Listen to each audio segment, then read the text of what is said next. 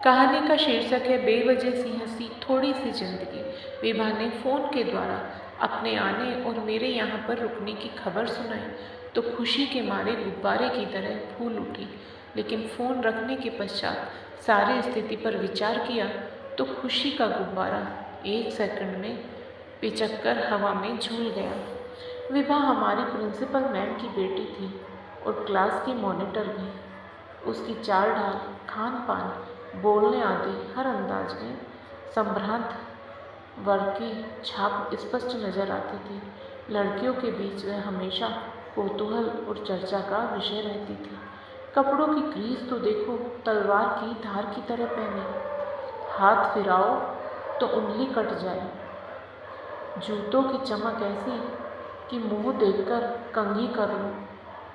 विभा के घर के पास रहने वाली एक लड़की ने बोला, अरे यार, मैंने तो सुना है घर में समय की इतनी पाबंदी है कि आसपास के लोग इनके कार्यकलापों को देखकर अपनी घड़ियां मिलाते हैं। घर में खाने पीने, उठने बैठने, सोने के सब कामों के नियम।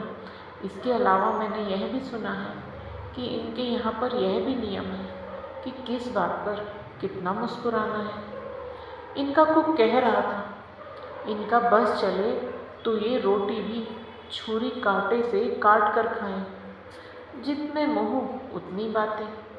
अपनी माँ की ही तरह बेहद कड़क, चुस्त और अनुशासन प्रिय विभा से क्लास की सारी लड़कियां खौफ भी खाती थी और उसकी दोस्ती के लिए लालायत भी रहती थी। पढ़ाई में अच्छी होने के कारण मैं उसकी गुड लिस्ट में आती थी। अलग अलग कॉलेजों में चले जाने के बाद भी सोशल साइट पर हमारा संपर्क बना रहा। मैं अपने आप को बहुत खुशकिस्मत मानती थी कि वह मुझे इस लायक समझती है कि औपचारिक हाय हेलो ही सही, पर उसने मुझे संपर्क बनाए रखा। यहाँ तक कि अपनी शादी में भी आमंत्रित किया। यह अलग बात है कि मैं जा नहीं पाई।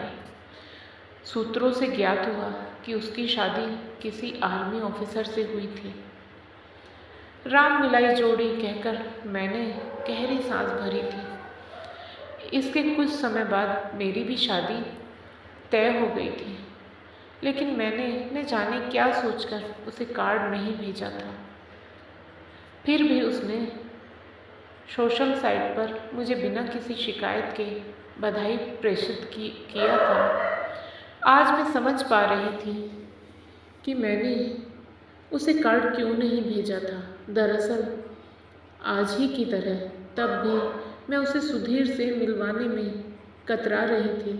सुधीर मेरे पति दिल के बहुत अच्छे होते हुए भी जरा देशी टाइप के हैं। कहीं भी पाँव पसार कर बैठ जाना, हो करके पूरा मुंह फाड़कर हंसना, बात बात में चुटकुले सुनाना, हंसी मजाक करना, कुछ भी पहन लेना, कहीं भी कुछ भी खा पी लेना जैसी उनकी आदतों में यदि कईयों को सादा जीवन उच्च विचार दिखाई देता है तो कुछ क्लासी लोगों को फुहड़ता और गंवारपन नजर आता है। और विभा की गणना मैं निसंदेह उन क्लासी लोगों में ही करना पसंद करूँगी। क्या बात है जाने मन, किसका फ़ोन था जिसे सुनते ही तुम इतनी गहरी सोच में डूब गई हो? क्या कोई पुराना आशिक था? आदत से मजबूर सुधीर ने हंसते हुए कहा। सुधीर हंसी मजाक का कोई मौका नहीं छोड़ते हैं। उन्हें ऑफिस जाने के लिए तैयार देखकर मैंने उनका ऊपर से नीचे तक निरीक्षण किया। यह क्या, चप्पल पहनकर ऑफिस जा रहे हैं? हाँ तो क्या हुआ? नई है अभी, पिछले महीने ही तो खरीदी है, याद है ना? पूरे 700 रुपये की आई थी। पर है तो चप्पल ही ना। चप्पल पहनकर कौन ऑफिस जाता है? कम से कम ऑफिस तो जूते पहनकर जाया कीजिए। सुधीर ने बात मानी और चप्पल बदलने चले गए तो मैं फिर सोच में डूब गई। अब ऐसे में कैसे इन्हें विभा से मिलवाऊंगी। मैं कसमसा रही थी। आप अगले सप्ताह यहीं हैं या कहीं टूर पर जा रहे हैं? मैंने स्वर को भरसक कोमल बनाते हुए पूछा। उम्मीद थी शायद वे तब टूर पर हूँ। यहीं हूँ, कुछ काम है?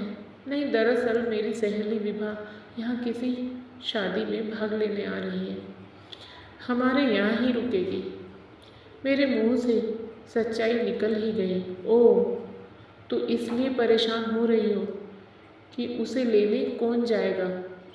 आओ भगत कौन करेगा? अरे बाबा, मैं सब संभाल लूँगा।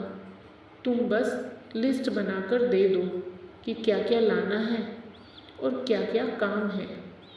अपने सहज निश्चल स्वभाव के वशीभूत सुधीर एकदम बोल उठे। तो मैं मन ही मन पानी पानी हो गई। कितना सरल और सहयोगी मन है इनका, और मैं ऐसे पति पर गर्व करने की बजाय लज्जित हो रही हूँ। सुधीर को विदा करके भी मन चिंता मुक्त नहीं हो पाया था। इतने संभ्रांत परिवार की विभा यदि मुझे अपनी मेजबानी का अवसर दे रही है तो मुझे भी उसकी अपेक्षाओं पर खरा उतरना चाहिए। नियत दिन सुधीर के संग धड़कते दिल से मैं उसे लेने एयरपोर्ट पहुंची थी।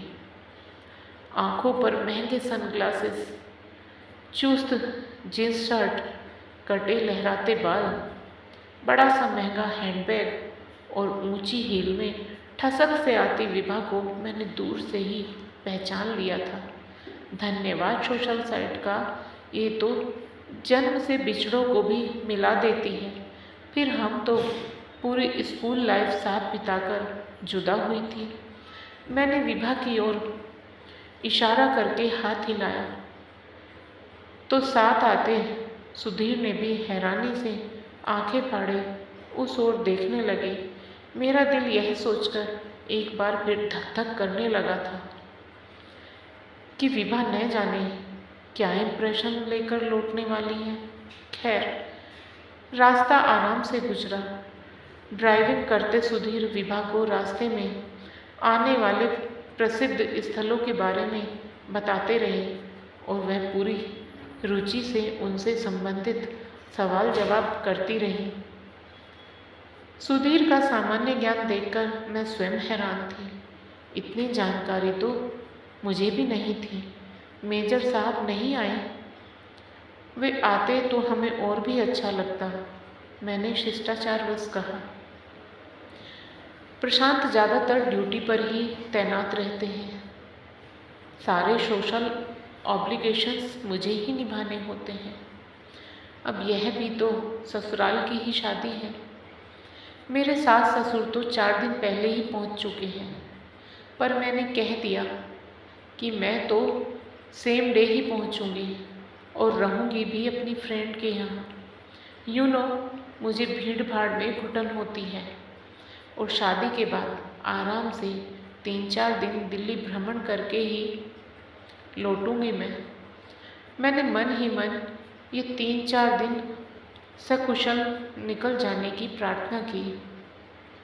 2 दिन के प्रवास में ही मैंने देख लिया कि शादी के बाद विभा में यदि कोई परिवर्तन आया था तो वह यह कि वह पहले से भी ज़्यादा स्मार्ट और सलीकेदार हो गई थी।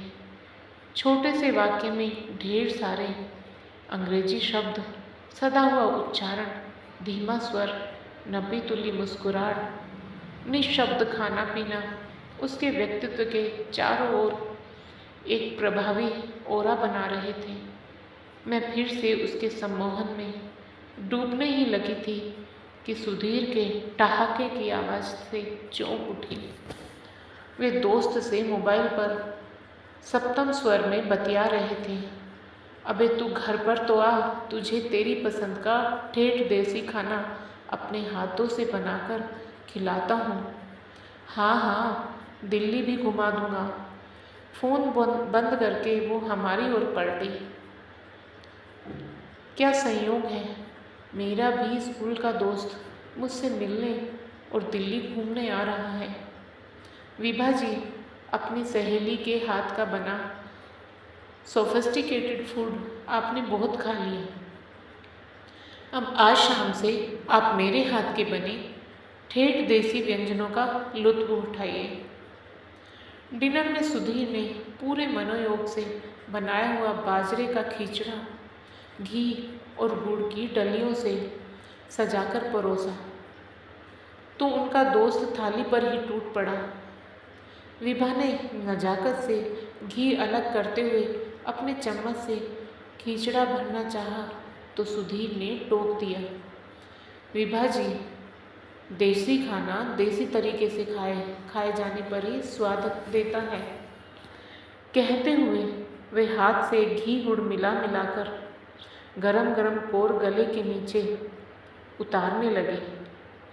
मेरे आश्चर्य का ठिकाना न रहा जब मैंने विभा को भी तत्परता से उनका अनुसरण करते देखा। उत्साहित सुधीर उसे हाथ से खाने के फायदे गिनाने लगे। हाथ से खाने से मतलब बड़ा फ़ायदा तो यह है कि हमें भोजन के मिजाज का पता रहता है कि गर्म है या ठंडा, सख्त है या नरम। यह तो है। विभा ने सहमति में गर्दन हिलाते हुए अगला कोर हाथ द्वारा मुंह तक पहुंचाया। उसे यह सब एक खेल की तरह लग रहा था। दूसरी यह कि आपको इससे स्वाद ज़्यादा आएगा। पता है क्यों? क्यों? विभा ने कौतूहलवश पूछा। क्योंकि इससे बनाने वाले का प्यार और अपनापन सीधे आपके दिल तक पहुंचता है। और कटलरी से खाते हैं तब? विभा ने उत्सुकता से पूछा। तो प्यार कटलरी में ही अटक कर रह जाता है। कहते हुए आदतानुसार सुधीर पूरा मुंह खोलकर हो हंसने लगे। उनके दोस्त ने भी उनका पूरा साथ दिया।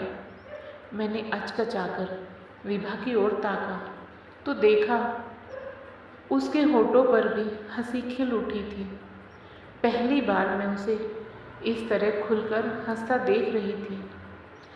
यह हंसी अब तक कहाँ दबा रखी थी।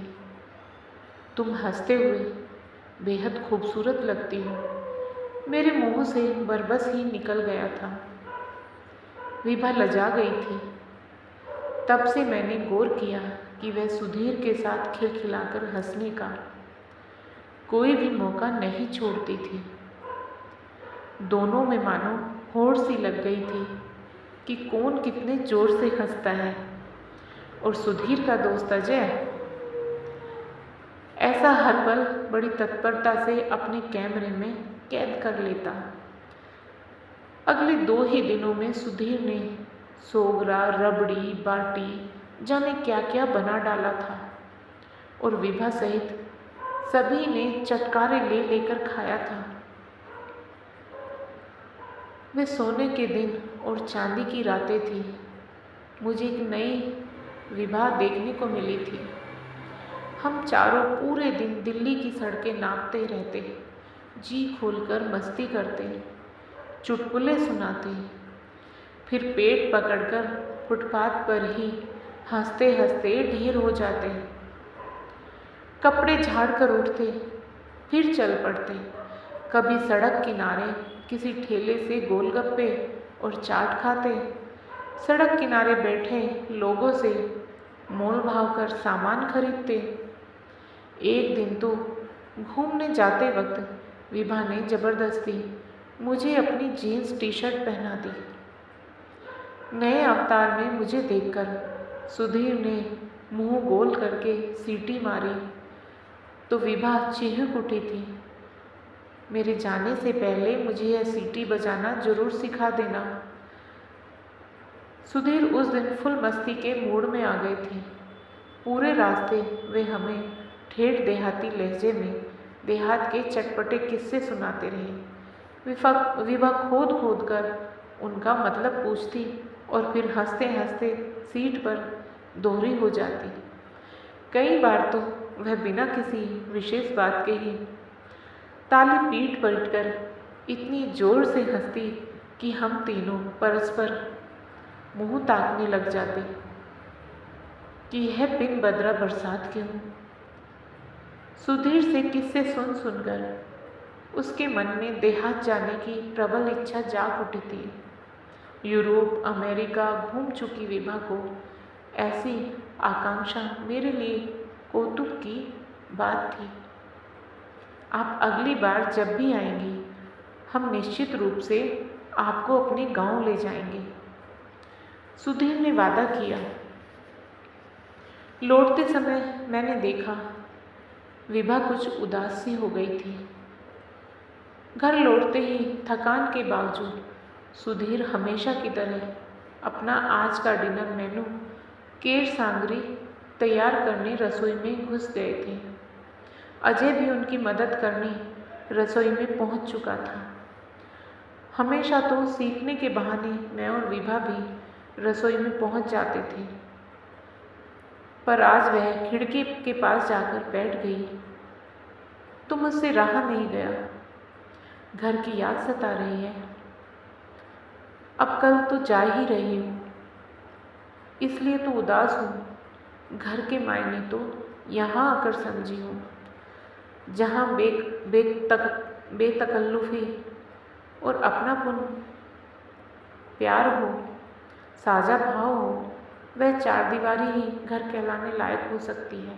जहाँ इंसान को बोलने से पहले 10 बार सोचना पड़े, खाने से पहले टेबल कुर्सी नैपकिन छुरी कांटे आदि अस्त्र शस्त्रों से लैस होना पड़े, हर वक्त एटिकेट्स का ध्यान रखना पड़े। वो घर कहाँ, वो तो कैदखाना हुआ ना। मैंने तो बचपन से जो सख्ती अनुशासन अदब कायदे अपने घर में देखे, शादी के बाद वे ही ससुराल में देखे। अभी जाते वर्ग का मुखौटा लगाकर जिंदगी जीते जीते मैं तो भूल ही गई थी कि मुखौटे के नीचे मेरा अपना कोई असली चेहरा भी है। मेरा असली चेहरा तो मुझे यहाँ तुम लोगों के बीच देखने को मिला। विभा अजय द्वारा खींची अपनी हंसती हुई फोटो मोबाइल में दिखाने लगी। जानती हो मैं इतना क्यों हंस रही हूँ? अंदर जब कुछ पिघलता है ना, तो वो या तो उन्मुक्त हंसी के रूप में फूटता है या आंसुओं के रूप में।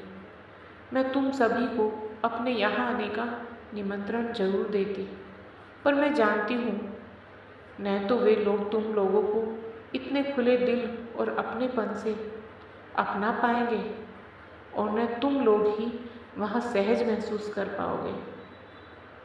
फिर भी एक फेवर चाहती हूँ तुमसे। उसने मेरा हाथ पकड़ा तो मैंने सहमति से सिर हिला दिया। साल में एक बार मुझे यहाँ आने की इजाज़त दोगे? यहाँ से कुछ ताज़ी सांसें भरकर लौटूंगी तो उस घुटन भरे माहौल में जीना आसान हो जाएगा। अपनी बात समाप्त करते करते विभा की आंखें छलक उठी थी। आज शायद अंदर का लावा आंसुओं के रूप में फूट पड़ा था। रसोई से बाहर आते सुधीर बिना बताए ही सारा माजरा भांप चुके थे। माहौल को हल्का बनाने की गरज से वे बोल उठे, विभा मैडम, बस आज और आपको इस बंदे और उसकी डिश को झेलना पड़ेगा। विभा खिलखिला उठी तो मेरे दिल में सुधीर के लिए अनगिनत जल तरंगे हिलोरे लेने लगी। मन किया उन्हें चूम लूं और एकांत मिलते ही मैंने ऐसा कर भी डाला। प्रत्युत्तर में सुधीर के चेहरे पर प्रश्नवाचक मासूमियत भरी मुस्कान थी। यह बिन बदरा बरसात क्यों संजना? दोस्तों, आपको ये कहानी कैसी लगी कृपया कमेंट करके अवश्य बताएं और यदि कहानी अच्छी लगी हो तो वीडियो को लाइक करें, शेयर करें और चैनल को सब्सक्राइब करें। फिर मिलेंगे एक और नई कहानी के साथ। राधे राधे दोस्तों।